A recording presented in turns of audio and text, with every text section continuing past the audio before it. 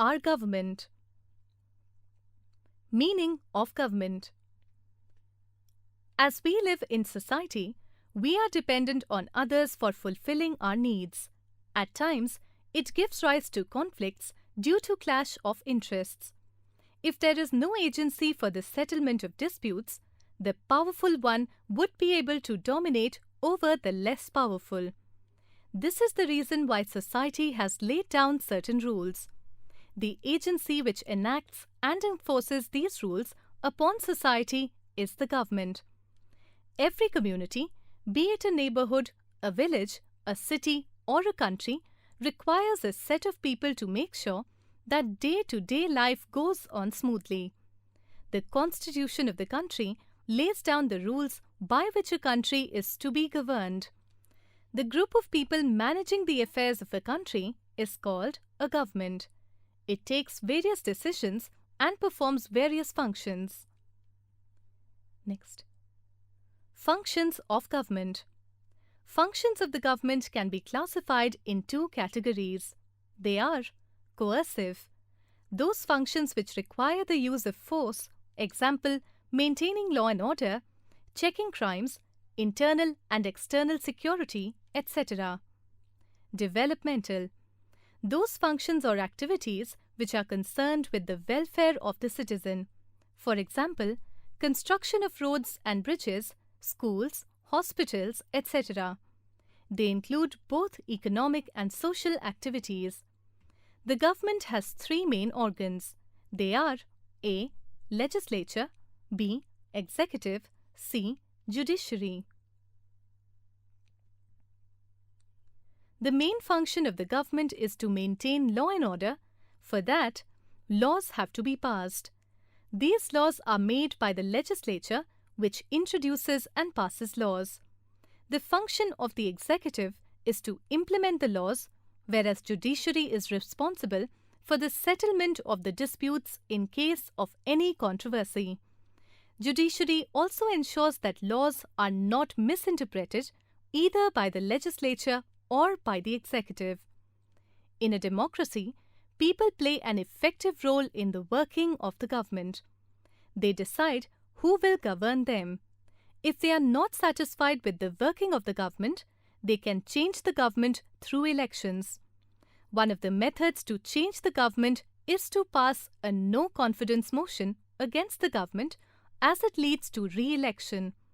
Thus, people participate in the decision-making and the government is therefore accountable to the people. It is a fact that these decision-making powers do not come easily to the people. Women did not have right to vote in many countries till the 20th century. The adult suffrage movement of the early 20th century was associated with the demand by women seeking the right to vote. Similarly, the blacks in South Africa were not given any representation in the parliament. The white minority regime in South Africa followed a policy of apartheid, which means racial segregation, between whites and non-whites. The struggle against apartheid received support from all over the world. The first democratic elections in South Africa were held in 1994 and the African National Congress swept the polls. Nelson Mandela became the first non-racist president of South Africa. Today, all modern democratic states have adopted universal adult franchise, that is, the right of citizens above the age of 18 to vote. Nelson Mandela. Trivia. It is generally believed that the concepts of democracy and constitution were created in one particular place and time identified as ancient Athens, Sirsa, 508 BCE. There is an evidence to suggest that democratic forms of government, in a broad sense, have existed in several areas of the world well before the turn of the 5th century BCE. Trivia. A democracy, that is, a government of all the people, by all the people, for all the people, of course, a government after the principles of eternal justice, the unchanging law of God, for shortness' sake, I will call it the idea of freedom. Theodore Parker, expressed this view about democracy in his speech in 1850. Different forms of government. Democratic governments can be of two types: A. Parliamentary, B. Presidential. Parliamentary form of government. 1. In this kind of government, the Prime Minister is the real head of the government, whereas the President is the executive head of the government. 2. The government is directly elected by the people and remains in power till it enjoys the support of the majority. 3. The Prime Minister is the leader of the majority party in the Parliament and appoints to form the Council of Ministers. Thus, there is a close coordination between legislature and executive. Presidential form of government. 1. In such a government, President is the real head. 2. He or she is elected by the people directly. 3. He or she is not responsible to the legislature as he or she is elected directly by the people. 4. He or she may not be the member of the party that wins a majority in the parliament.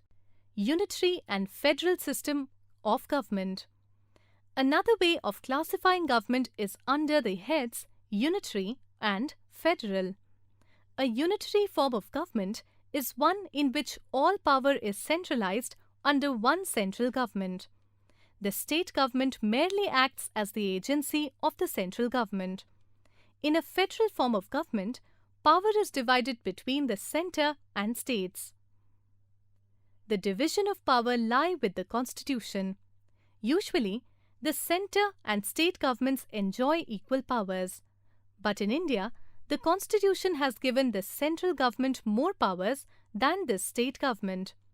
That is why we say that India is a centralized federation, or that Indian federation has a unitary bias. Dictatorship. It is a form of government which is directly opposite to democracy. People do not elect a government in a dictatorship, nor it is formed by the popular consent. Such a government is imposed on the people and does not depend on support of the people. People do not participate in the functioning of the government because government does not accept democratic principle of political equality. A dictatorial government is based on the use of force in the absence of collective responsibility.